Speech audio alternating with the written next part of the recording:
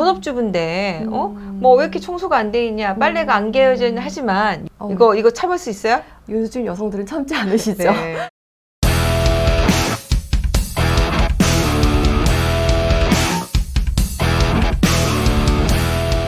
안녕하세요. 양소영 변호사의 상담소 양담소에 오신 걸 환영합니다. 자, 오늘 또 열심히 화이팅해서 상담을 해보도록 하겠습니다. 오늘 최지원 변호사 나오셨습니다.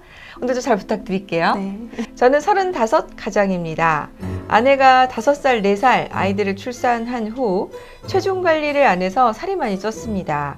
언젠가부터 몸도 불편해 보이는 겁니다. 일어나는 것도 힘들어하고 매일 앉아있거나 누워만 있고요. 같이 밖에 나가면 사람들이 흘기들기 쳐다봅니다.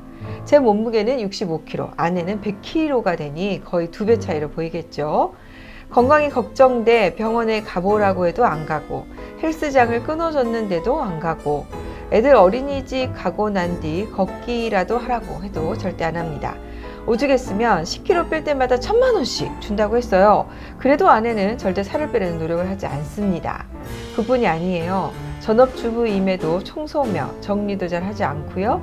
소리를 지르고 울고 자기가 없어지겠다고 늘 이혼 이야기를 꺼냅니다. 저도 이젠 지치고 지쳐 헤어지는 게 맞겠다 싶고요. 이혼해야 할까요? 이렇게 질문을 주셨습니다. 일단 먼저 좀 짚어보면 아내가 출산 후에 살이 많이 찌고 이러는 걸 보면 약간 우울증이 있지 않나 이런 생각이 좀 드네요. 출산 후에 이렇게 급격히 찐 살로 인해서 체중이 증가하고 또 이제 호르몬의 영향으로 이제 산후 우울증을 겪는 분들이 있는데 이렇게 출산 후에 이런 걸 제대로 관리하지 못해서 방치하는 분들이 좀 있는 것 같습니다. 그러다 보니까 아마 굉장히 육체적으로 가사노동, 육아노동도 좀 힘이 드셨을 것 같네요. 근데 이제 지금 남편하고 지속적으로 몸무게, 집안일 이걸로 지금 계속 다툼이 심한 것 같습니다. 네. 어떨까요? 이게 이혼 사유가 될까요?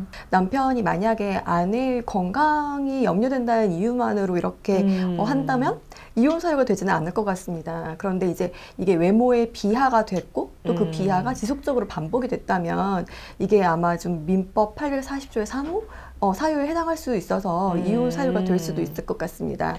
그러니까 지금 이 사연에는 잘 드러나진 않지만 일단 보면은 외견상으로는 뭐 병원에 가라 그러고 헬스장 가라 그러고 뭐 빼면 1,000만 원 준다고 하니까 뭐 이 남편이 크게 잘못이 없을 것 같기도 한데 비하하면서 했느냐, 비난하면서 했느냐, 아니면 정말로 걱정이 돼서 했느냐에 따라서 달라질 수 있다 이런 얘기 같군요. 네, 맞습니다. 네. 우선 여기서도 이제 집안일로 계속 다툼이 됐다고 하는데요. 사실 이 정도 다툼만으로는 이제 재판상 이혼 사유에 해당하기 좀 어려울 것 같습니다. 이제 민법 840조 6호 사유에 해당하기 위해서는 이제 부부의 혼인 관계가 이제 회복될 수 없을 정도로 파탄이 되었다고 보여야 되는데 이 경우에는 그 정도로 파탄이 되었다고까지는 보여지기가 어려워서 재판상 이혼 사유로 보기는 좀 어려울 것 같습니다. 네. 사실 이제 제 나이 정도 세대에서는 남편들이 이제 이렇게 하죠. 전업주부인데, 뭐 왜 이렇게 청소가 안 돼 있냐, 빨래가 안 개어져 있냐 하지만 제가 가끔 이거 가지고 불만을 표하는 분들에게 이런 말씀을 드려요. 그러니까 남성이 밖에 나가서 일하는 거, 뭐 이건 뭐 여자 남자가 바뀌는 경우 있지만 가사노동, 육아노동은 퇴근 시간이 없잖아요. 맞아요. 네. 나는 이제 일 끝났으니까 쉬고 어쨌든 전업주부니까 네가 다 해라. 이거는 안 맞지 않느냐 이렇게 설명을 드리기도 하거든요. 그렇게 단순히 가사에 수월했다는 것만으로는 이제 재판상 이혼 사유에 해당되긴 좀 어려울 것 같습니다.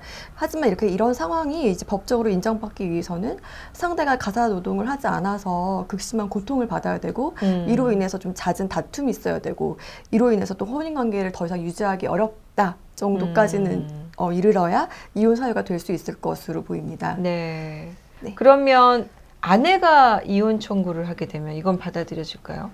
만약에 이제 남편이 계속 이제 몸무게를 가지고 비난을 하고 비난을 계속 지속적으로 하고 이제 약간 외모 비하로 느껴질 수도 있고 또 아내 입장에서는 사실 산후에 약간 우울증으로 저는 보이거든요. 근데 이런 걸 가지고 지금 남편이 지속적으로 계속 좀 잔소리를 많이 하면서 이게 좀 두 분 간의 갈등이 된다면 이혼 사유가 될 수도 있을 것 같습니다. 네. 지금 애들이 5살, 4살인데 양육권은 어떻게 될까요?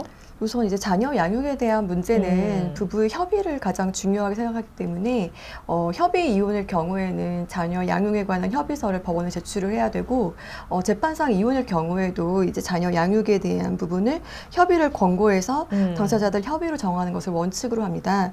근데 이제 만약에 부모 협의가 이루어지지 않을 때에는 가정법원이 직권으로 이걸 정하고 있습니다. 네. 일단은 남편 입장에서는 지금 주 양육자가 부인이기 때문에 양육권을 주장을 해도 양육권이 인정이 되지 않을 가능성이 매우 큽니다. 네. 근데 이제 가끔 이런 걸 저희가 상담을 하다 보면 부인이 가사노동을 하지 않는다. 뭐 이렇게 우울증을 앓고 있다. 그래서 양육자로서 적합하지 않기 때문에 아빠가 양육을 해야 된다라고 주장하는 경우가 있어요. 네. 그럴 때 어떻습니까? 근데 지금 그런 부분들을 좀 잘 주장하셔야 될 것 같아요. 음. 이런 뭐 아내가 가사에 소홀해가지고 뭐 정말 우울증 때문에 모든 걸 하지 않은 이런 무기력한 모습들을 좀 잘 증명을 하셔야 될 것 같고 단순히 그런 이유만으로 이렇게 쉽게 양육권을 뺏기지는 않으실 것 같거든요. 네. 부인께서요. 근데 이제 남편이 만약에 양육권을 가져오려면 그런 부분들을 좀 많이 잘 입증하셔야 될 것 같습니다. 네. 사실 양육권을 정할 때는 이제 누가 양육자로서 적합하냐가 제일 중요한 기준이고 그 적합성은 아이들에게 누가 키우는 것이 아이들을 위해서 더 나은 것이냐가 기준이 되니까요. 아마 이제 주 양육자가 엄마이고 또 아이들이 이와 관련해서 약간은 뭐 엄마가 지금 뭐 몸도 좀 힘들고 마음도 힘들어서 그렇다 하더라도 양육자로서 적합하지 않다까지 이렇게 법원이 보기는 좀 어려울 것 같고요. 그런 면에서 본다면 어쨌든 이 가정은 당장 이혼을 결정하는 것보다는 좀 뭔가 부부간의 노력을 네. 더 했으면 좋겠다는 생각이 드는데요. 어떻습니까, 최 변호사님? 네, 좀 대화를 좀 통해서 서로 갈등을 좀 해결하거나 이게 너무 어렵다면 이제 부부 상담 같은 전문가의 조력을 좀 받는 것도 방법일 수 있습니다. 네. 일단 저는 이 부분은 정말 좀 부부 상담을 가보고 아내의 산후우울증이 있는 것은 아닌지 이 부분을 좀 체크해 보시고 남편분이 좀 적극적으로 도와주시면 어떨까 그런 생각이 드네요. 그렇게 노력을 했는데도 아내가 변하지 않는다. 그러면 그때는 남편이 이혼 청구를 해도 이혼 사유로 인정이 될 수 있을 것 같습니다. 일단 사연상으로 드러나는 것들 뭐 구체적인 얘기들이 더 많이 있으시겠지만 일단 이 내용 기초로 해서 상담을 좀 드려봤는데요. 도움이 되셨는지 모르겠습니다. 자, 도움이 되셨다면 좋아요, 구독 부탁드릴게요. 감사합니다.